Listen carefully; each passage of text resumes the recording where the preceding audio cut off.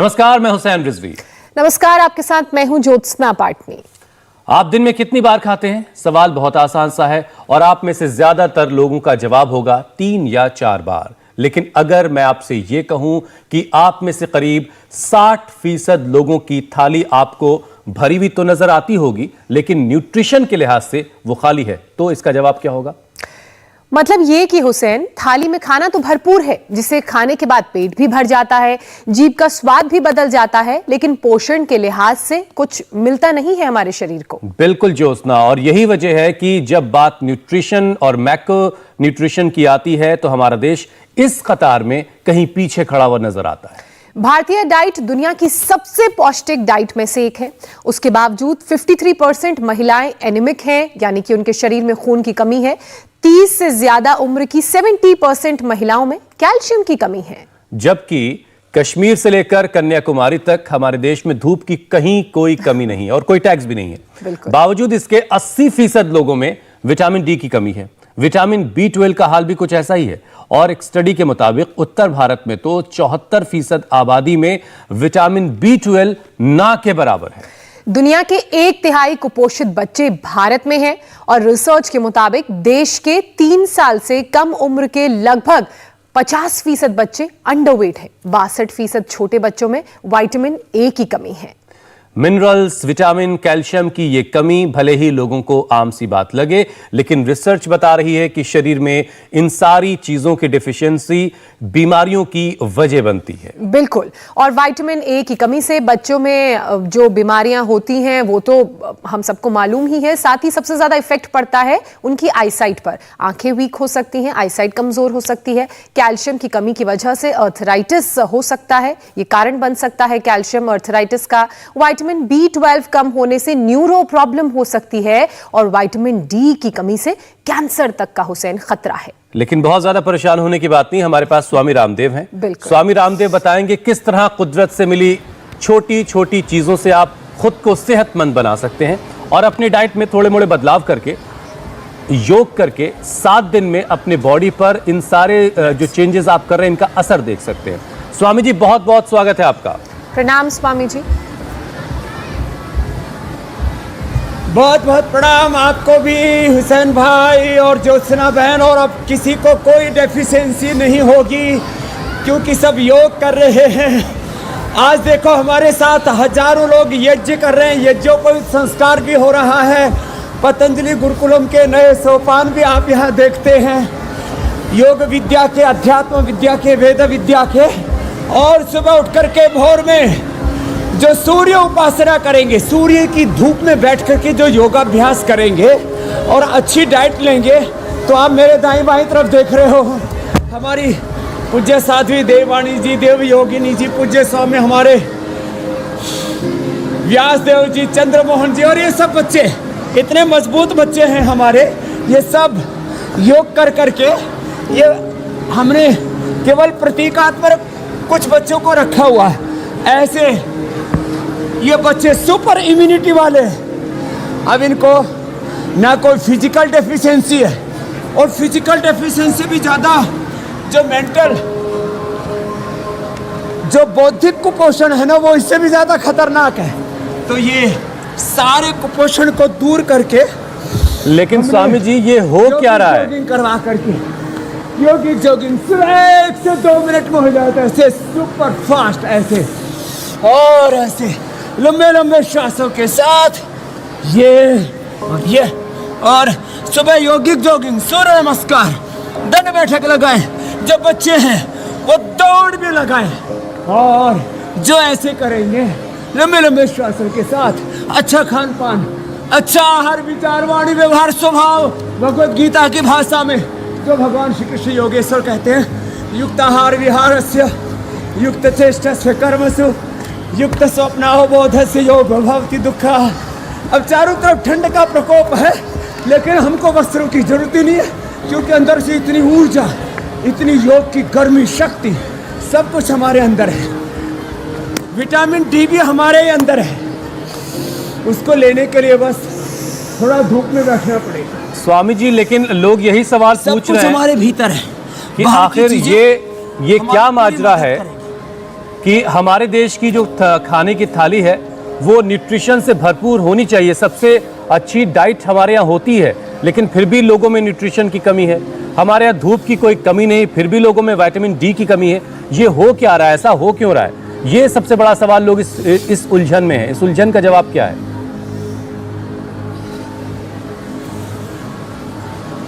तो धूप है, लेकिन लोग धूप सेकते नहीं, धूप में बैठते नहीं।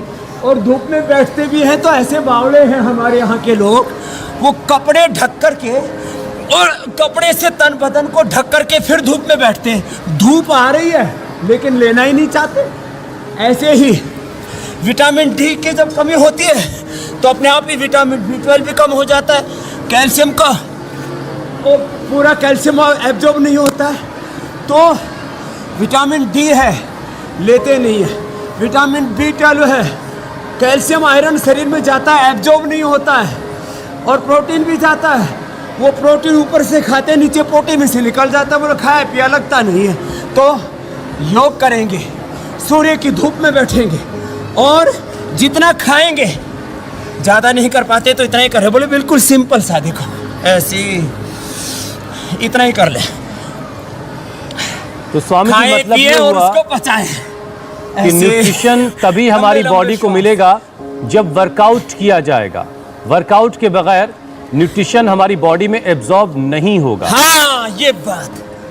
तो स्वामी जी शुरुआत उन योग से आपने करवाई दी है जिसकी वजह से हमारी बॉडी निरोगी बनेगी। लेकिन और योग के साथ हमें और किन किन बातों का ख्याल रखना है, ज़रा वो भी बताते रहिए साथ साथ।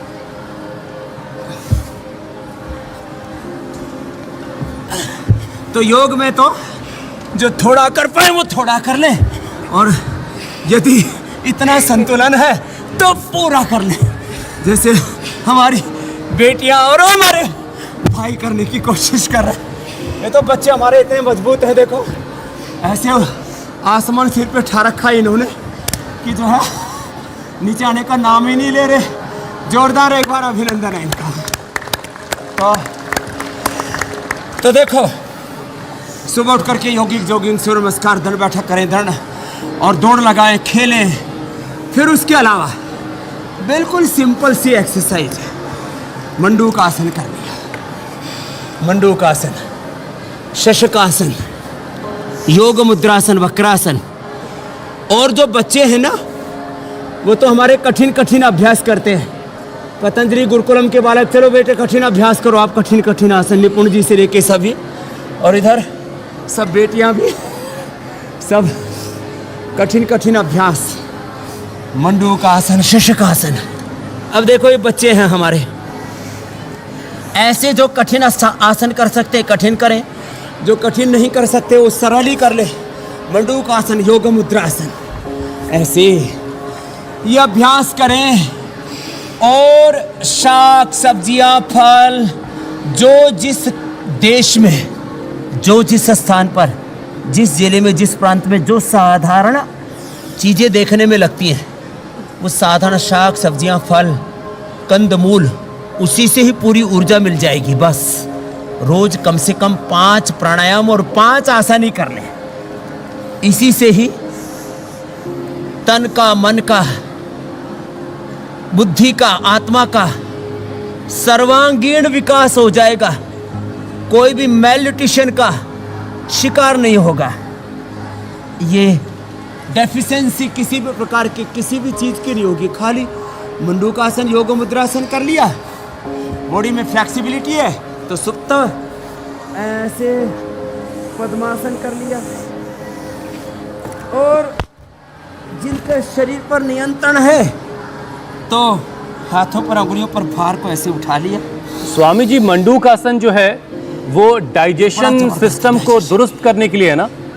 क्योंकि डाइजेशन अगर ठीक रहेगा तो बॉडी में न्यूट्रिशन जो है सारे एब्जॉर्ब होंगे सही तरीके से। मंडूकासन, योग मुद्रासन, हाँ जब ये करते हैं ना मंडूकासन, योग मुद्रासन जी, और ये वक्रासन, आप तो अर्धमत्स्येंद्रासन करो, वक्रासन, अर्धमत्स्येंद्रासन। और ये छोटे छोटे अभ्यास है ना, ये हमारे लीवर को, स्प्लीन को, इंटेस्टाइन को, पेनक्रियाज को, पूरे आमाशय पक्वाशय को, स्टमक को सबको ना हेल्दी कर देते हैं। पाचन तंत्र ठीक हो तो करोड़ों अरबों नहीं खरबों, चाहे 4 से 5 ट्रिलियन बैक्टीरियाज हैं हमारे भीतर, हेल्दी बैक्टीरियाज हैं, वो पैदा हो जाते हैं जब हम योग करते हैं, सात्विक आहार लेते हैं। सुबह उठ करके अनार खाते हैं, एप्पल खाते हैं, अंकुरित खाते हैं, सुबह उठ करके बादाम, अखरोट, मुनक्का, अंजीर भिगोया हुआ खाते हैं, आंवला, एलोवेरा, गिलोय, तुलसी, नीम, हल्दी आदि जो हम सामान्य सी चीज़ें बताते हैं, जीरा, धनिया, सौंफ आदि पीते हैं। खाने में पहले सलाद और फल खाते, बाद में पका हुआ खाना खाते हैं, 1 घंटे बाद पानी पीते हैं। जो सात्विक आहार लेते हैं, जो खुश रहते हैं, प्रसन्न रहते हैं, जिनको नींद अच्छे से आती है, और योग करेंगे तो नींद भी अच्छे से आएगी। तो आहार, निद्रा और ब्रह्मचर्य अर्थात संयम, ये 3 आधार का त्रोपष्टम्भाः, आहार, निद्रा, ब्रह्मचर्य में। और बीमारियों का कारण क्या है? धी धृति स्मृति, धी धृति स्मृति भ्रष्ट कर्म यत् कुरुते अशुभम प्रज्ञापराधम तम विद्यात् सर्वरोग सर्वदोष प्रकोपणम। तो धी धृति स्मृति गड़बड़ हो गई, आहार, निद्रा और ब्रह्मचर्य गड़बड़ हो गया, इसलिए सब रोग हो गए। उनको ठीक कर रहे हैं। हमने शास्त्र का रेफरेंस भी दिया और ये हकीकत है।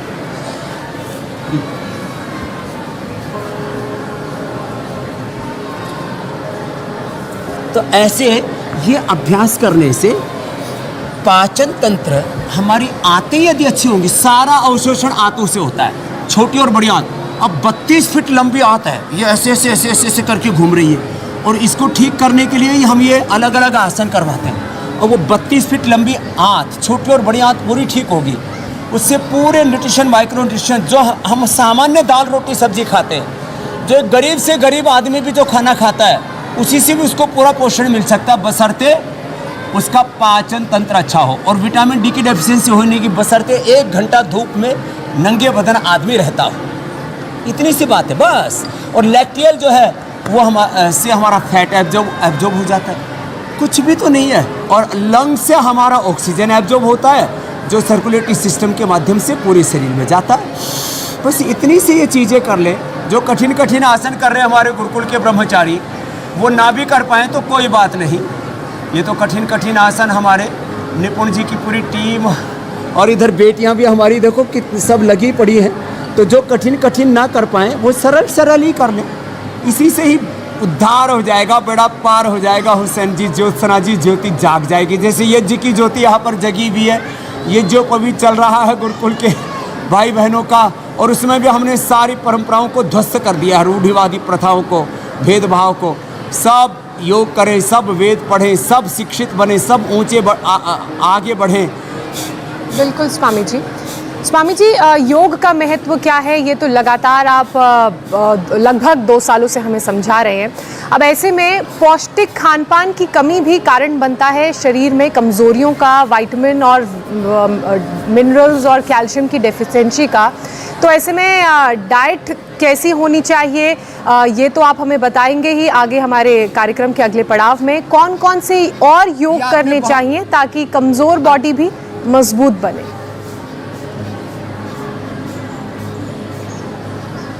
ज्योत्सना जी, आपने बहुत अच्छा प्रश्न किया है, और हम योग करते करते वही बता दे रहे हैं कि देखो, विटामिन डी का तो चलो सूर्य स्रोत हो गया। अब B12 किससे मिलेगा? B12 मकई से मिल जाएगा।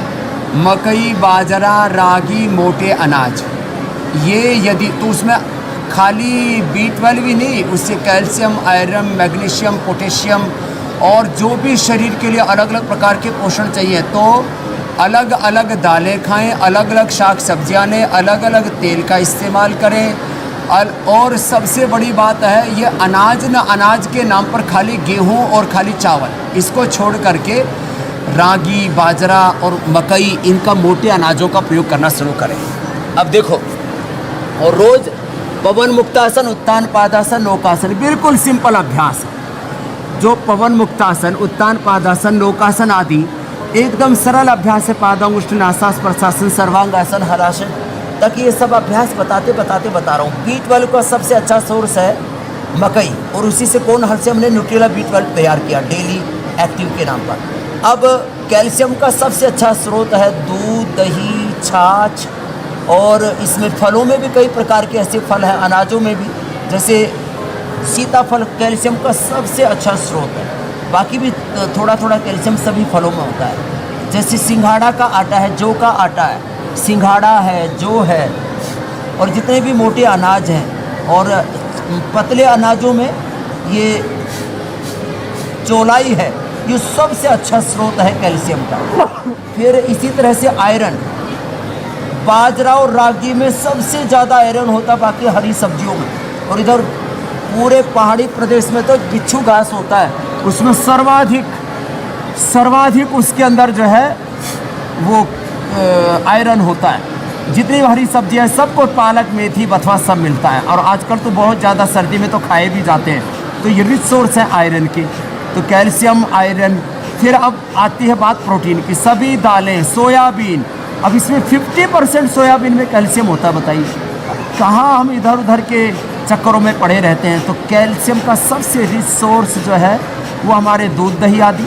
आयरन का सबसे रिच सोर्स हमारी हरी शाक सब्जियाँ, और प्रोटीन का सबसे रिच सोर्स हमारी दालें और सोयाबीन। इसी तरह से ओमेगा का सबसे रिच सोर्स जो है, जो सबको मिल जाता है, फ्लैक्सीड। और जो बहुत सूक्ष्म प्रोटीन होते हैं, जो कोलेजन के नाम से जिनको जाना जाता है, जो हमारी चमड़ी को बहुत अच्छे रखते हैं, उसके लिए तिल और गाजर। गाजर में दोनों चीज़ें मिल जाएंगी, विटामिन ए भी मिल जाएगा आँखों के लिए, और उससे कोलेजन भी बहुत अच्छा मिल जाता है, और हीमोग्लोबिन भी बढ़ जाता है। जिनको खून की कमी हो ना, उनको हम अनार, गाजर, चुकंदर, एप्पल और खजूर, गुड़, गन्ने का जूस ये सुबह सुबह लेने के लिए बोल देते हैं। मुनक्का, अंजीर आदि सिंपल सी चीज़ें हैं। और योग करें पूरा, पवन मुक्तासन, उत्तान पादासन, लोकासन आदि जो हम कर रहे हैं ना, इनको 1-2 मिनट किया करें लगातार ऐसे, और थक जाए तो बीच में दूसरा कर लिया। देखो सेतुबंधासन कर लिया, कितने स्वामी सिंपल जी आपकी तरफ जो बच्चे हमें नजर आ रहे हैं, तो ये सिंपल सी कमाल है। ओमेगा के चक्कर में लोग कितना पैसा खर्च करते हैं। जो बेटियां हमें दिख रही हैं वो सारे टफ आसन कर रही हैं, बहुत मुश्किल आसन कर रही हैं, लेकिन एक ही वक्त में जब दूसरी तस्वीर दिखती तो बहुत हैरान करती है। देश के स्वामी जी 58% बच्चे और 53% महिलाएं ऐसी हैं जो खून की कमी की शिकार हैं। यहाँ तक कि 50% प्रेग्नेंट महिलाओं में भी खून की कमी होती है। तो इसे कैसे दूर किया जाए? कौन कौन से योगाभ्यास उनको करने हैं, या जो रोजाना के योगाभ्यास हैं वही उनके लिए भी काफ़ी? लेकिन ये जो डिफिशियंसी का जो मामला है स्वामी जी, बहुत खतरनाक लेवल पर है कि 58% बच्चे, 53% महिलाएं, इनमें खून की कमी है। महिलाओं को सर्वांगासन और हलासन, और जो कर सके उनको शीर्षासन भी करना चाहिए। और सुबह जो ये कठिन आसन ना कर सके, जो बेटियां कर रही हैं, जो हमारे बालक कर रहे हैं पतंजलि गुरुकुलम के, जो ये कठिन ना भी कर पाए तो उनको सरल आसन करने चाहिए। और अभी जो मैंने बताया था, सुबह खाली पेट मुनक्का, अंजीर, खजूर, रात को गुड़ भिगो दे तो सुबह तक उसकी प्रकृति ठंडी हो जाती है, अथवा जिसको गन्ने का जूस मिल जाए तो बेहतर है। और खाली पेट सेब, अनार, गाजर, चुकंदर जूस पी ले, अथवा ऐसे ही चबा चबा करके खा लें तो डबल लाभ हो जाएगा, फाइबर भी मिल जाएगा। तो ये करने पर तो 1 सप्ताह में, ये बहुत बड़ी बात कह रहा हूँ हुसैन भाई जी, ज्योत्सना बेन, 1 सप्ताह में ही 7 से सीधा 14 हीमोग्लोबिन हो जाता है। और ये जो 50% के आसपास खून की कमी है ना, ये दूर हो जाती है। बताओ, शीर्षासन करें, सर्वांगासन करें, हलासन करें, और जो कुछ भी नहीं कर पाए वो कम से कम थोड़ा ये मतलब ये स्वामी जी की लोहा खाने की जरूरत नहीं है, इसी से सारी बस योगाभ्यास करना है और ऐसी साग सब्जियां खाना है जिसमें आयरन होता है। कर देता है।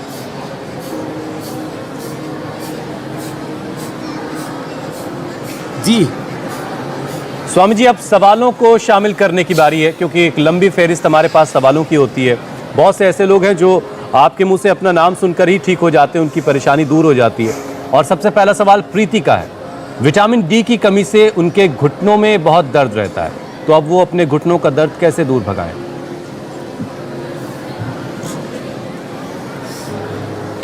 तो एक तो घुटनों के दर्द के लिए एक तो घुटनों की सिंपल एक्सरसाइज है प्रीति जी के लिए। ऐसे घुटनों को देखो, ऐसे खींचा और ढीला छोड़ा, बाकी वो कपालभाति करते करते ये करें। जो है धूप में बैठा करें, न्यूट्रिला D3 भी हमने तैयार कर रखा, वो थोड़ा सा ले लें। और जितने भी अंकुरित हैं वो भी विटामिन डी को बढ़ाते हैं हमारे शरीर में। और जिनका पाचन तंत्र बहुत ख़राब है वो सर्वकल्प ले लें।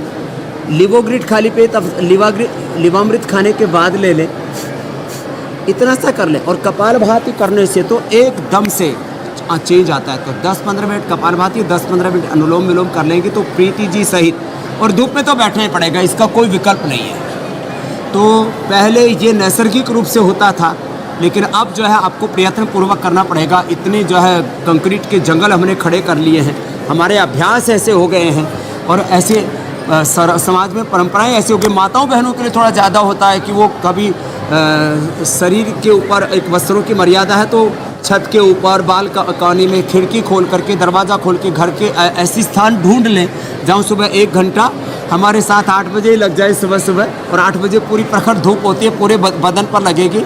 ऐसे जो है एक मर्यादित वस्त्र थोड़े बहुत जितने नितांत आवश्यक है रख करके कर लेंगे तो प्रीति जी सहित सब माँ बहन बेटियों के लिए हमने समाधान बता दिया है। बिल्कुल, विटामिन डी की कोई डेफिशिएंसी नहीं होगी। लंबे समय तक विटामिन डी की डेफिशिएंसी होने से कैंसर हो सकता है और हड्डियाँ टेढ़ी मेढ़ी हो जाती है। हुसैन भाई जी बिल्कुल स्वामी जी, हम उम्मीद करते हैं कि अब इनकी हड्डियों का दर्द ठीक होगा और बाकी जिन लोगों को विटामिन डी की कमी है वो भी इन उपायों को अपनाकर उसे ठीक करेंगे। अगला सवाल रविंद्र का है। रविंद्र अपने पिताजी के लिए सवाल पूछ रहे हैं। रविंद्र का कहना है कि उनके पापा की उम्र 72 साल है, हेमोग्लोबिन 6 रह गया है, इसे कैसे बढ़ाया जाए? 6 तो बहुत कम हो गया स्वामी जी। तो रविंद्र जी सहित ये बहुत लोगों की शिकायत है, और ये 1-2 सप्ताह में बढ़ जाता है। इतना फास्ट हीमोग्लोबिन बढ़ता है ज्योत्सना जी, जिसके बारे में लोगों को पता ही नहीं है।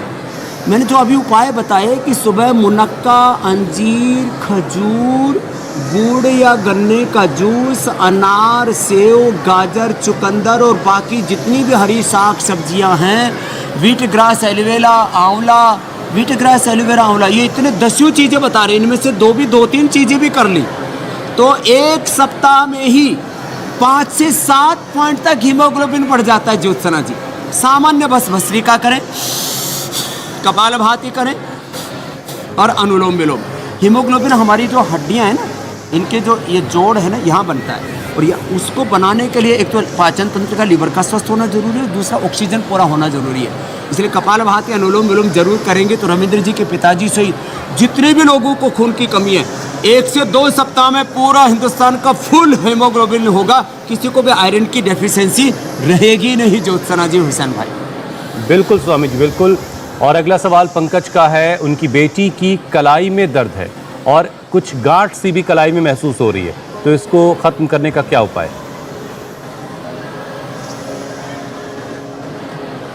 देखो, कलाई का दर्द के लिए तो ये करें, ऐसे ही लंबे लंबे सांस लेते रहें,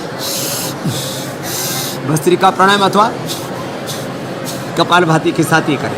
लाक्षादि गुग्गल हड्डियों के दर्द के लिए बड़ा ज़बरदस्त है। हमने भी न्यूट्रिला बोन हेल्थ, ये हड्डी के दर्द के लिए, और न्यूट्रिला आर्नियन जो है कॉम्प्लेक्स हो खून की कमी के लिए, ये रेडीमेड भी उपाय हमने बना रखे हैं। लेकिन सबसे अच्छा है ना, आप हल्दी, मेथी, सूंठ, सुरंजान, दूध में हल्दी, शिलाजीत आदि ले लें।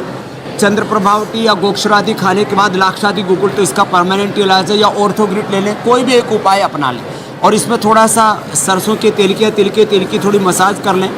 मिट्टी में थोड़ा सा हल्दी, एलोवेरा, गुग्गल, ये सब, लहसुन का पेस्ट, ये सब हमने अभी 2 दिन पहले एक लेप बताया था, उसको लगा लें। पीड़ा नील लेप या पीड़ा तक तेल लगा लें, पीड़ा तक ऑइंटमेंट लगा लें। कपालभाति, अनुलोम विलोम कर लें। बहुत ही ज़्यादा दर्द गठिया भी हो गया है तो जो है पीडानिल गोल्ड खा ले, सुबह दोपहर शाम 3 बार खाली पेट, पूरी तरह से दर्द का खात्मा हो जाता है। हुसैन भाई बिल्कुल स्वामी जी। और आज का कार्यक्रम उन सब के लिए बहुत ख़ास है जो किसी न किसी तरह की डिफिशियंसी का शिकार है, और आज के कार्यक्रम के बाद वो अपनी न्यूट्रिशन की जो कमी है वो ज़रूर दूर कर लेंगे। स्वामी जी, अब कार्यक्रम के अगले पड़ाव की तरफ चलते हैं। आज आप एक च्यवनप्राश बताने वाले हैं जिन्हें लोग घर में ही बना सकते हैं और अपनी बॉडी में हर तरह की जो कमी है उसे पूरा कर सकते हैं। तो स्वामी जी, अब पाक शास्त्र की बातें कर लेते हैं। हाँ, देखो, च्यवनप्राश खा के तो कहते बूढ़े च्यवन ऋषि जवान हो गए थे, जो भस्त्रिका, कपालभाति, बाह्य प्राणायाम, उज्जयी, अनुलोम विलोम आदि न कर पाए। चलो उल्टे चलो रे बच्चों, हाँ, मगर चाल चलो, ये देखो कहते ही शुरू हो गई, इधर एक मोड़ दूसरा मोड़ आ गया, तुम भी चलो। हाँ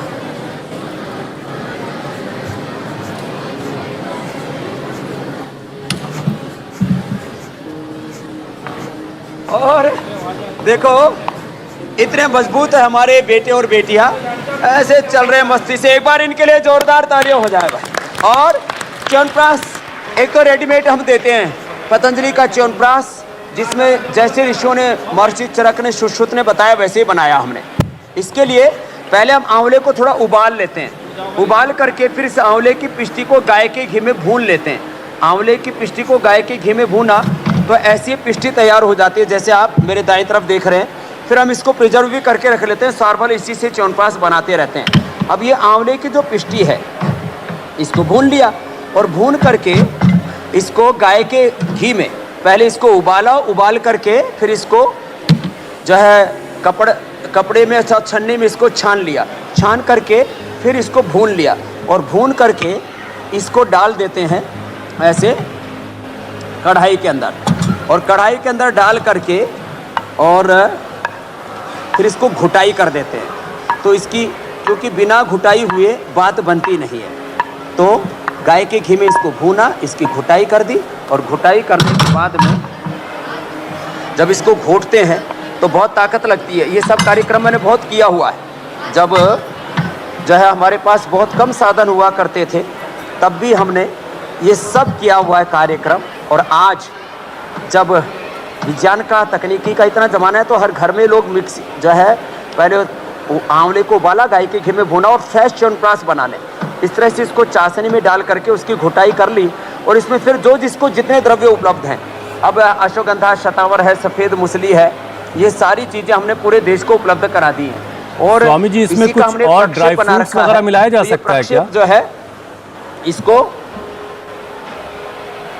हाँ इसके अंदर ड्राई फ्रूट भी, काजू है, बादाम है, अखरोट है, सारी चीज़ें। और ये ब्राह्मी, शंखपुष्पी, अश्वगंधा, शतावर, सफ़ेद मूसली, रिद्धि, वृद्धि, जीवक, रिफक, मेदा, महामेदा, काकोली, क्षीर काकोली, विदारी कंद, बराही कंद, ये सारे के सारे जिसको अष्टवर्ग कहा जाता है, ये सारे यही प्रक्षेप है।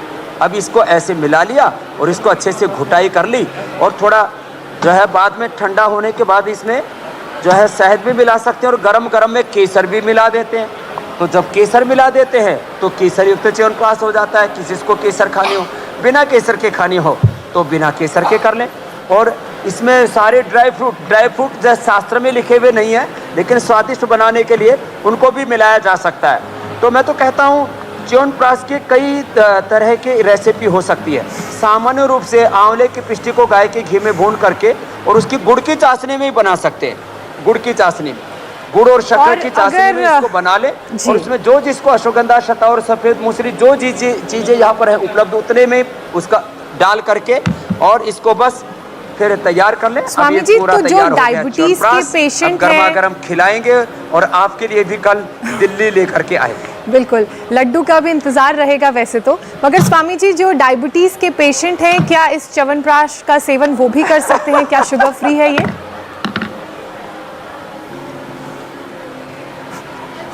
ये च्यवनप्राश शुगर वालों के लिए हमने ये शुगर फ्री बना दिया है। च्यवनप्रभा इसका नाम रख दिया हमने। तो जो शुगर के पेशेंट है वो च्यवनप्रभा को खा लें, बाकी च्यवनप्राश को खा लें। दोनों के लिए हमारे पास विकल्प है। आपके पास विकल्प की कमी नहीं स्वामी जी। हमने 2 साल पहले जो मिशन शुरू किया था कि घर घर हर किसी को सेहतमंद बनाना है, बहुत जल्द शायद हम ये कह पाए स्वामी जी कि अब लोगों में खून की कमी नहीं है, बच्चे कुपोषित नहीं हैं। जिस दिन हम ये कह पाएंगे उस दिन वाकई में सही मानों में हम सेहत के मामले में विश्व गुरु बन जाएंगे।